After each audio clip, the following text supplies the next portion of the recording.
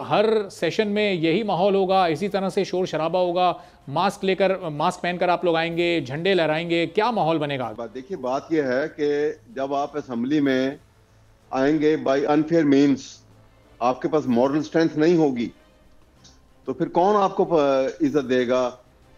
قوم آپ کو عزت نہیں دی، قوم نے آپ کو عزت نہیں دی، ریجیکٹ کر دیا.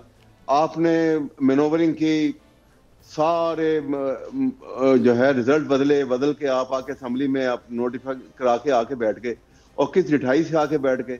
وہ 3 دفعہ پرائم منسٹر بن چکے ہیں، ان کو اتنا نہیں خیال آیا کہ مورل کریج دکھائیں. اب ایسی صورت میں لوگ کہاں عزت کریں گے؟ کون عزت کرے گا ان کی؟ تو یہ بڑا انفارچونیٹ ہے، پاکستان کے لیے انفارچونیٹ ہے کہ ایک سب سے بڑا ہاؤس جو ہے پارلیمنٹ جو ہے، اس سے بڑی اور کیا چیز ہے؟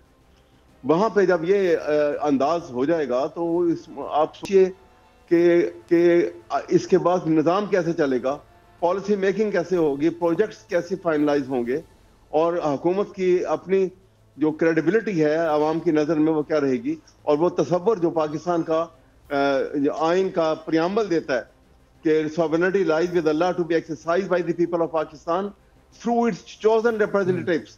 وہ chosen representatives والی بات کہاں رہ گئی بات کی؟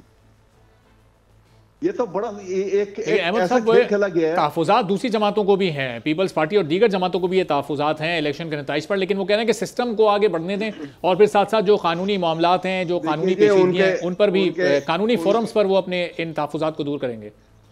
دیکھیے نا، ان کو تو 2-1 سیٹوں کے اوپر کہیں ہوئے، بلاول بھٹو لاہور سے ہار گئے، ان کو اس کا یہ تحفظات.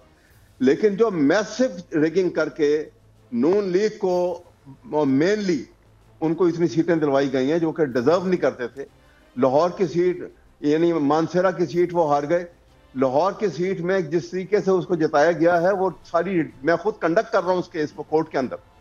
آپ سوچ نہیں سکتے ہیں کہ کوانٹم آف ریگنگ کیا ہے اس کے اندر. سبسکرائب کریں اور بیل دبائیں تاکہ کوئی خبر رہ نہ جائے.